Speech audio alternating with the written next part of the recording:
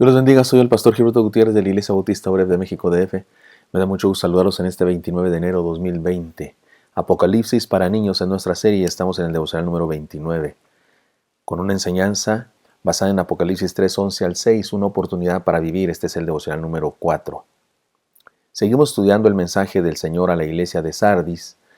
Como ya dijimos, se trata de un desafío con tintes de disciplina, pero para una iglesia contaminada que debía buscar la fidelidad. Pero también fue una alabanza llena de promesas para un remanente que fue el que se mantenía fiel, un remanente que se mantenía fiel. Leamos el pasaje una vez más. Dice así: Escriba el ángel de la iglesia en Sardis, el que tiene los 7 espíritus de Dios y las 7 estrellas, dice esto: Yo conozco tus obras, que tienes nombre de que vives y estás muerto. Sé vigilante y afirma las otras cosas que están por morir, porque no he hallado tus obras perfectas delante de Dios. Acuérdate pues de lo que has recibido y oído y guardado, y arrepiéntete. Pues si no velas, vendré sobre ti como ladrón y no sabrás a qué hora vendré sobre ti. Pero tienes unas pocas personas en Sardis que no han manchado sus vestiduras y andarán conmigo en vestiduras blancas, porque son dignas. El que venciere será vestido de vestiduras blancas, y no borraré su nombre del libro de la vida. Y confesaré su nombre delante de mi Padre y delante de sus ángeles. El que tiene oído oiga lo que el Espíritu dice a las iglesias. Eso está en Apocalipsis, recuerdan, capítulo 3, versículos 1 al 6. Ayer aprendimos que la vida de la iglesia es más que, los devocionales anteriores aprendimos que la vida de la iglesia es más que un nombre o una fama. La vida de la iglesia es un asunto de visión, la vida de la iglesia es un asunto de discipulado y la vida de la iglesia es un asunto de remanentes. Si usted quiere oír estos devocionales, si es la primera vez que se conecta, le mandan este devocional, pues hay estos otros devocionales basados en el mismo pasaje en relación a la misma iglesia para entender mejor la enseñanza. Pero he aquí la enseñanza de hoy. La vida de la iglesia es un asunto de bienaventuranzas. De la minoría a la que hace referencia, se dice que no había manchado sus vestiduras, es decir, no se había contaminado por la muerte que estaba invadiendo a la iglesia. A ellos se les prometen algunas bienaventuranzas que vale la pena estudiar mucho y experimentar vale la pena mucho más. Les dice, andarán conmigo. Refiriéndose a ellos, que a los que les llama dignos, dice, andarán conmigo. Un privilegio de cercanía. Recuerdan, en el Antiguo Testamento hay un personaje llamado Enoc. Anduvo con Dios y Dios se lo llevó. Pocos versículos nos hablan de él. Y dice, pero anduvo Enoc con Dios y Dios se lo llevó. Es uno de los 2 seres humanos que, de acuerdo con el testimonio de la Biblia, no murieron, no los sepultaron, no se quedaron sus cuerpos aquí, sino que fueron transportados. Vaya usted a saber qué más, solamente se lo dejamos, Dios es soberano y Él sabe lo que hace, ¿no? Pero Enoc es uno de estos que experimentó tal cosa. Andaba con Dios, tan cerca de Dios, que un día Dios le dijo, pues ya quédate acá conmigo, ¿no? Como yo digo siempre, perdón el ejemplo tan simple, pero yo digo, como cuando visitas a un amigo de la escuela, y están haciendo un trabajo y se te hace tarde y entonces ya es muy noche para regresarte a tu casa, entonces hablas a tu mamá, mamá, me voy a quedar acá con mi amigo, ¿me das permiso? Yo digo que así andaba Enoc tanto con Dios que Dios le dijo, mira, ya quédate acá, ¿no?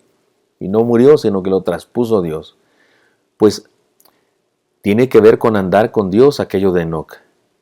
Aquello con lo que andamos termina llevándonos, termina influyéndonos tanto que termina llevándonos. Pues aquí se promete a estas personas que se me han mantenido fieles que andarían con Él. Se trata de un privilegio hermoso. Andar con Dios tiene que ver con ser íntimo de Él, lo cual es uno de los privilegios más grandes de la vida. Así es que seamos de esa minoría que se mantiene fiel. Ayer ya dijimos en qué área se podría interpretar que se mantenían fieles. Andemos con el Señor. Es un privilegio maravilloso que tenemos los cristianos. En segundo lugar, dice el texto, será vestido de vestiduras blancas. Me parece que aquí habla de una consideración especial. Sí, seguramente habla de pureza, de santidad, pero también principalmente habla de una consideración especial. Poner a alguien una vestimenta en aquella época tenía que ver con reconocer su carácter real. ¿Recuerdan ustedes cuando Jacob reconoció a su hijo que más quería y era evidente que era el que más quería porque le dio una túnica de colores? Pues va por ahí esta enseñanza. Esto de ponerle a alguien una vestidura como la que se refiere aquí tenía que ver con reconocer su carácter real, tenía que ver con reconocerle como triunfador y definitivamente tenía que ver con pureza, por supuesto también. Pero no solo era eso, sino todo el asunto de reconocerlo. Un vestido nuevo le puso el padre amoroso al hijo pródigo. ¿Recuerdan cuando el hijo pródigo regresa de estar cuidando puercos y el padre ordena que se haga fiesta, se mate el becerro gordo y le pone un vestido nuevo? Se trata de un privilegio que incluye una consideración especial de Dios para nosotros. Así es que andar con Él y luego tener vestiduras blancas que Él nos pone, habla de eso, consideración especial. Y luego sigue diciendo el pasaje, no borraré su nombre del libro de la vida. Un eterno compromiso divino. Que Dios nos ponga en su libro y que no nos borre significa un compromiso de amor de su parte para nosotros.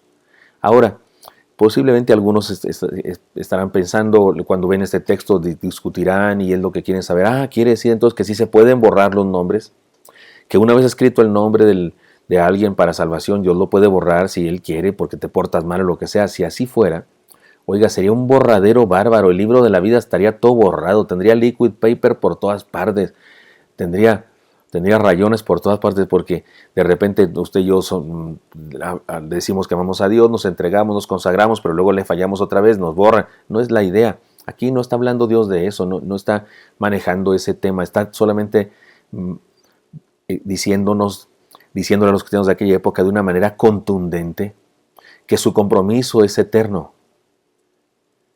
Se trata de una promesa imposible de incumplir. Se trata de estar en la nómina de Dios y tener segura su gracia salvadora.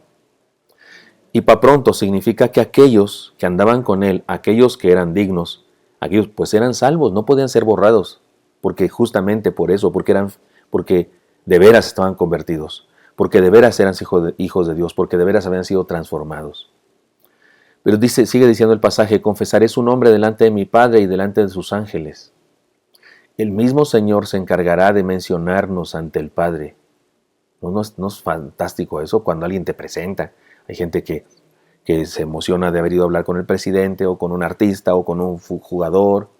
Y bueno, si tienes un amigo que te lo presenta, mira, te presento aquí, oye, eso es un detalle, ¿no? De alguien. Bueno, pues el Señor Jesucristo tiene un detallazo con nosotros porque dice que Él mismo confesará nuestro nombre delante del Padre y de los ángeles. El mismo Señor se encargará de mencionarnos. Nosotros creemos en Jesús, por lo tanto Él cree en nosotros. Nosotros le confesamos ante los hombres y Él nos confiesa ante su Padre. De hecho, en el Evangelio de Juan, capítulo 13, el Señor dijo que en el Evangelio, el Señor dice que si alguno le negare delante de los hombres, Él nos negará delante del Padre. Que si le confesamos delante de los hombres, Él nos confesará delante del Padre. Algunas personas no son capaces de meter la mano al fuego por nosotros. Jesús sí es capaz. De hecho, puso la vida entera por nosotros. No metió la mano al fuego, metió toda su vida por nosotros. Se trata de un privilegio que da seguridad. Además, esta carta termina como todas las demás cartas de estas 7 iglesias, diciendo el que tiene oídos oiga. Y esto nos hace entender que la vida de la iglesia es un asunto de desafíos también. Porque esa frase, el que tiene oídos oiga, es un desafío. Esa frase que se repite en todas las cartas de la iglesia implica un reto contundente para su pueblo. Es como si les dijera, oigan, ya les dije algunas cosas, ¿ya escucharon lo que les dije? Pues ya que ya escucharon, ahora háganlo. Porque si tienen oídos, háganlo eso. Para eso les di oídos. Los nombres de las iglesias evangélicas son muy interesantes, déjenme explicarlo de esta manera. Es muy interesante, las iglesias evangélicas, muchas se llaman Emanuel, o quiere decir Dios con nosotros, la iglesia bautista Emanuel, o la iglesia pentecostal Emanuel, o la iglesia Ebenezer, hasta aquí nos ayudó Jehová, o la iglesia Maranata, ya Cristo viene, o la iglesia Jehová Jireh, Dios es nuestra bandera, o Dios es nuestro proveedor, o Dios es nuestro sanador. Los nombres de Dios se usan muy a menudo para nombrar las iglesias. Hay algunas iglesias incluso que han optado por llamarse de una manera en español, Dios con nosotros, o Dios es amor, o la iglesia Esperanza para vivir, o la iglesia Esperanza para el corazón. Es decir, nos ponemos nombres que sean significativos. Algunas usan nombres hebreos o nombres griegos nadie sabe qué significa, hay que explicarlo, pero de cualquier manera tienen un significado y compromete. Esos nombres comprometen. El nuestro, la iglesia a la que yo soy pastor, es la iglesia bautista Horeb, y habla de un monte en donde Dios le habló a Moisés, y donde la zarza ardiente, que representa la presencia de Dios, se manifestó. Los nombres comprometen. Mi apellido, Gutiérrez, me compromete. ¿Saben qué significa Gutiérrez? Buena tierra. Eso significa buena tierra, como la de la parábola el que habló el Señor Jesucristo, y con todos los diferentes terrenos, el del camino, el de las piedras, el de los espinos y el de la buena tierra. Tal vez hacemos honor a nuestro nombre, o tal vez no, pero no es algo definitivo eso. Podemos cambiar, podemos comenzar de nuevo. Así es que el desafío a esta iglesia finalmente es este. Es tiempo de vigilar, afirmar, recordar y vencer. Caminemos con Dios, seamos fieles, mantengámonos fieles a su doctrina, mantengámonos fieles a su ética, a su estilo de vida que nos enseña en la palabra y vivamos estos privilegios. Andar con Él, privilegio de cercanía, ser vestidos de vestiduras blancas, consideración especial. No borraré su nombre del libro de la vida, un eterno compromiso divino. Confesaré su nombre delante del Padre, un compromiso de hermandad, de lealtad de Él para nosotros. Y el que tiene oídos, un desafío. Espero que esto sea útil para usted y me encantaría encontrarlo el día de mañana. Hasta pronto.